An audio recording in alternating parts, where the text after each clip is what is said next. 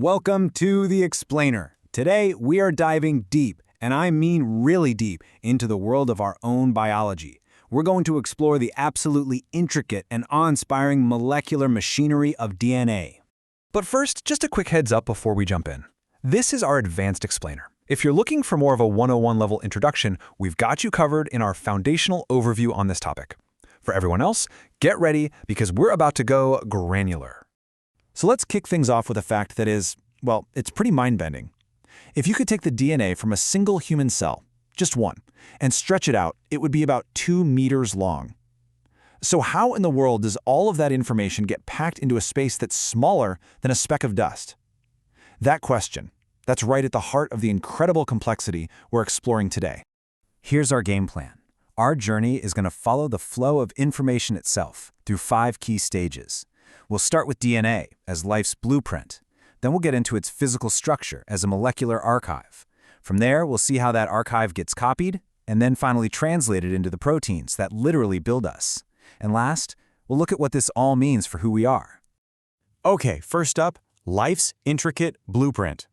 At its very core, DNA is the master instruction manual for every known living thing on this planet. It holds the code that directs, well, everything. How we develop, how we survive, and how we reproduce. So how did we even figure this out? Well, our modern understanding was really forged back in the 1950s. The pioneering work of Rosalind Franklin, using X-ray images, gave us the crucial visual clue that let James Watson and Francis Crick finally solve the puzzle in 1953. And the solution? The iconic double helix. This discovery didn't just win a Nobel Prize, it completely unlocked a new era in biology. Now, let's zoom in from that historical discovery to the structure itself, the molecular archive.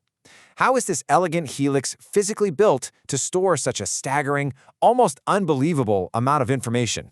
At its most basic, DNA is what we call a polymer. Now, don't let the term scare you. Just think of it like a chain made of countless repeating links. In DNA's case, these individual links, the monomers, are called nucleotides. And they are strung together in a chain that can be billions of units long. It's wild.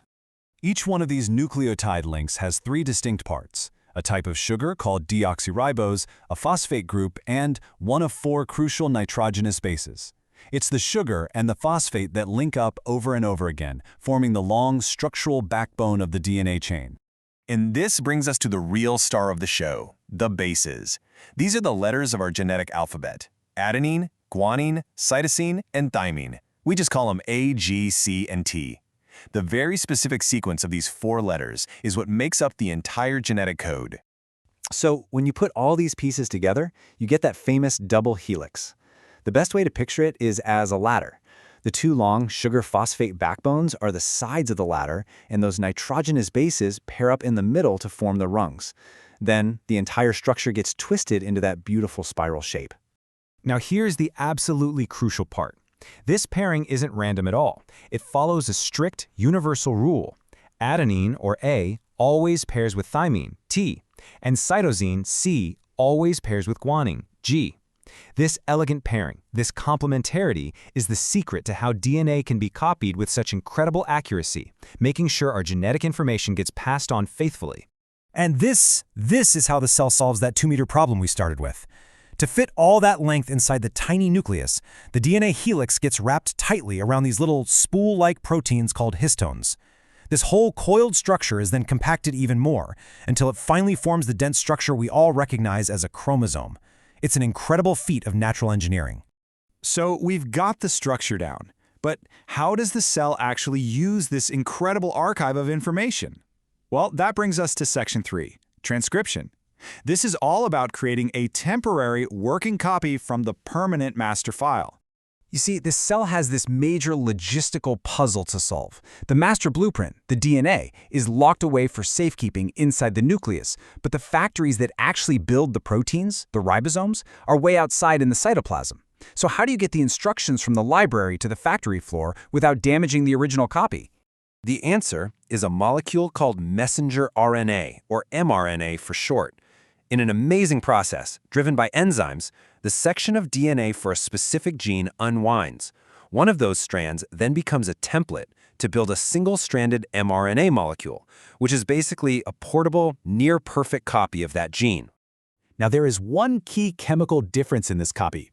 RNA doesn't use thymine. Instead, it swaps in a very similar base called uracil, or U. So anywhere there's an A on the DNA template, the new mRNA strand gets a U. It's a simple but critical substitution. But the complexity doesn't stop there. The first copy that's made, called pre-mRNA, isn't quite ready for prime time. It contains coding sections, which we call exons, but also these non-coding sections called introns. So in a critical editing step called splicing, the cell snips out all the introns and stitches the exons together to create the final, polished mRNA message. Okay, with this refined message in hand, the mRNA is ready to leave the nucleus. This brings us to the factory floor itself, translation. This is where the abstract genetic code finally gets turned into tangible, functional proteins that do all the work. So the mRNA travels out into the cytoplasm and docks with the ribosome. And honestly, you can think of the ribosome as a kind of molecular machine, or maybe even a 3D printer. It's the device that reads the blueprint and actually assembles the final product. So how does this printer read the instructions? It doesn't go one letter at a time.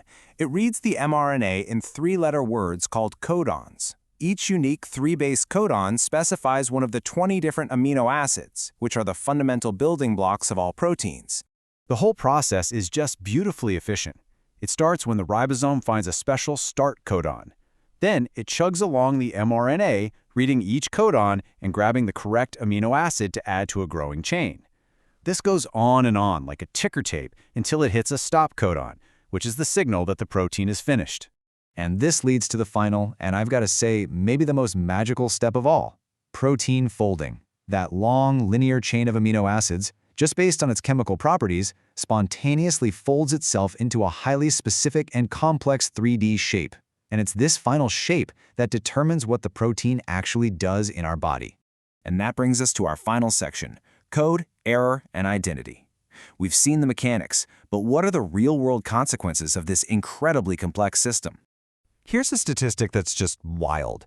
The DNA of any two people on this planet is 99.9% identical. Think about that. All of human diversity, our different appearances, talents, and predispositions, is all packed into that tiny, tiny 0.1% of variation in our code. But of course, the system isn't always perfect. Errors can happen. A mutation is simply a permanent change in that sequence of nucleotides.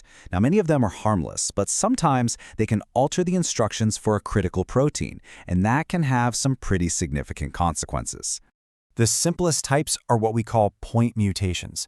A substitution just swaps one letter for another, but an insertion or a deletion, whoa, that can be much more disruptive. It can cause something called a frame shift, which is like taking a sentence and just removing one letter near the beginning.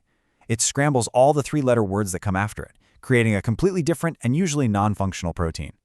And you know, since we are touching on topics that relate to health and genetic conditions, it's really important for me to state that this content is just for informational purposes. It is absolutely not medical advice.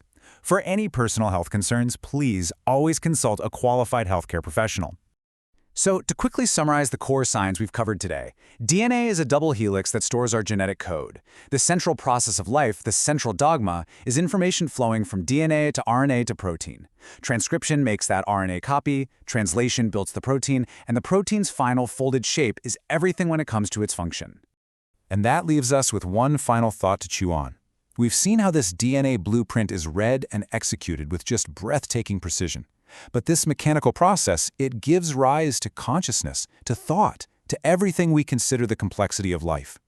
DNA provides the raw instructions, but where does the interpretation, and ultimately, where does the meaning truly begin?